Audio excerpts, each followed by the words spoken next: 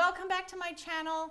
In my last video, I shared all about why good quality sleep is so key for good health. You can find that video here if you haven't already seen it.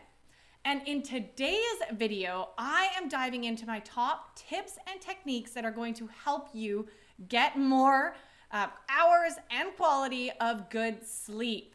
So before I dive into all of this good stuff, don't forget to hit subscribe below so that you are getting notified when I post new videos every 2 weeks. Now, the sad fact of the matter is that most people are not getting enough or the right quality sleep to feel rested and to feel healthy every single day. Now, ideally, we all get between 7 and 9 hours of deep quality sleep a night. Now, that might sound really unrealistic to you, especially if you have kids around, but trust me, if you use the tips and techniques that I'm about to share, you will build up to that. Now, why are so many of us struggling with sleep? There's so many factors at play here, whether it's alcohol, caffeine, sugar, our evening routines, right? Staying up too late, but eating before bed, watching TV right before bed. It's obviously things like having children or having babies in the house. And then there's the increased demands and stress and even hormonal imbalances in our body as we go through different life stages. So there's so many things at play that can be, preventing us from falling asleep quickly or staying asleep or not getting enough hours that we need. So there's lots of struggles that definitely so many people have trouble with. So what can you do to get better sleep and more sleep without having to take medication or pills for the rest of your life? So number one, and really in my opinion, the most powerful thing any of us can do is to go to bed and get up around the same time every day. So getting your body back into a routine and a rhythm, because that's when we're going to feel our best and our bodies are going to be trained to feel rested and wake up naturally, not by an alarm in the middle of REM sleep. I mean, we can all remember that time when we've woken up naturally feeling rested as opposed to waking up abruptly to an alarm and having to drag yourself out of bed. Now, I want to point out here how important the hours in which you sleep matter. The later you go to bed, any hour after 11 p.m., 12 p.m. counts as minus 2 hours of sleep. This is really interesting to play around with in your own life. And I know I have personally, if I go to bed later and later, no matter how many hours I sleep, I'll feel groggy the next day. So if you're one of those people that loves to stay up until midnight, and maybe you sleep till 9, but you still wake up feeling really groggy, try shifting the hour that you go to bed. Try going to bed at 11, try going to bed at 10, and getting up an hour earlier as well. And see if that makes a difference in the way that you feel when you wake up in the morning. The second thing that's really, really gonna help with your sleep is to be strict about turning off all technology and screens at least an hour before bed. I know you've heard this one before, but it is one of the most powerful things that you can do to help your eyes and your hormones that you need to kind of signal sleep kick into effect. Now, there are so many things that you can do to help relax and help you decompress after a long day, in that hour before bed. So things like taking a bath, reading a book, doing yoga, meditating, talking with your partner. There's so many relaxing activities, and I encourage you to make a list and try some of these over the next couple weeks. Tip number 3 is to not eat up to 2 hours before bedtime. Okay, so you want to be going to bed not in digestion mode, but in detox relaxation mode, okay? So give yourself 2 hours, no snacks, no eating, 2 hours before bed. And if you're someone who struggles with getting up in the night, having to go to the bathroom, definitely suggest cutting off your water and hydration intake at that time as well. Tip number 4 is to move your body every day. I mean, this is just a no-brainer for great health in every aspect, but it also helps your body sleep at the end of the day. So maybe if you don't have time to go to the gym or go for a run or do something intense, that's okay. Even doing some stairs in your apartment building or taking a half an hour walk before dinner, all of these things really count as moving your body and help get your blood flowing and signal when it's time for bed. Again, in the evening, to help promote, falling asleep, if that's one of your struggles, dimming the lights is extremely important.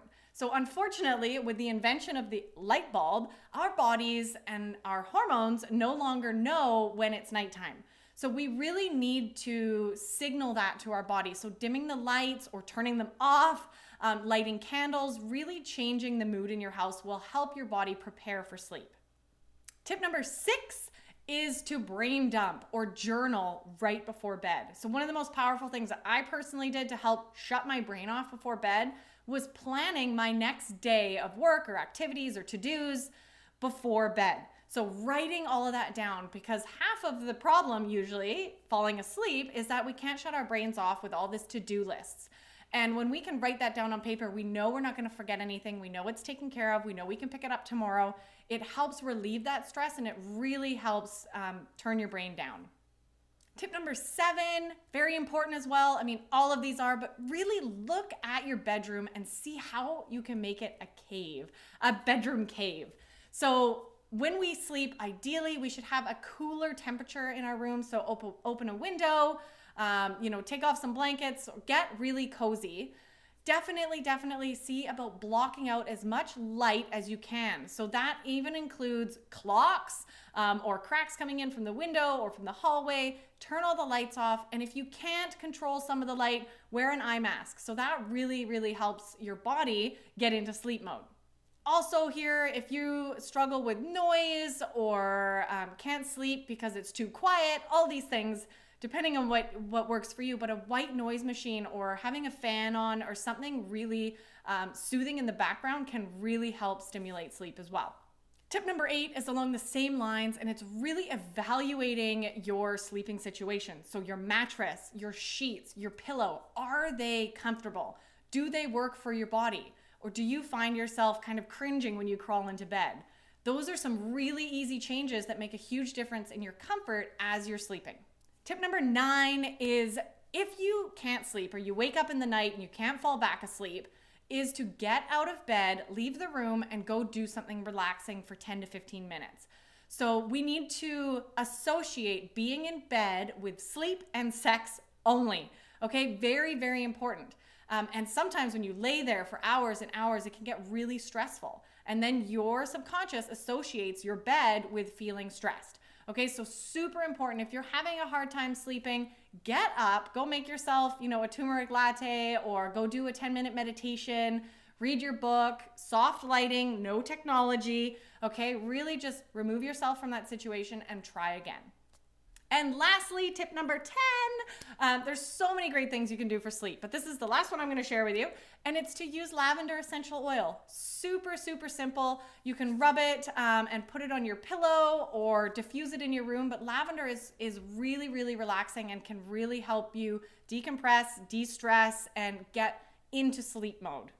So I hope that you found those helpful, and I'm really excited to hear in the comments below which one you're going to commit to trying this week or for the next couple weeks, because these are so powerful in helping you, make these small shifts in your lifestyle so that you don't have to rely on medication for the rest of your life in terms of falling asleep and staying asleep and feeling rested, because it is so important, as I pointed out in the previous video. I'll post a link to that below as well so you can watch that. But sleep is so key for our health, so key.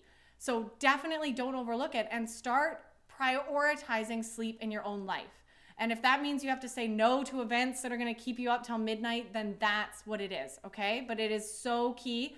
And you will notice a huge difference in your health if you start prioritizing your sleep. Now, if you want more awesome videos and to learn more about sleep and everything that comes with health and sugar-free living and beyond, definitely come on over and join my private group on Facebook. I'll post a link to that below this video so you can come and join the community. Don't forget, before you leave, to hit subscribe and like, please, right now, to this video as well, so that I know which ones you like and I can keep making more awesome videos for you. Thanks for stopping by, and I'll see you next time.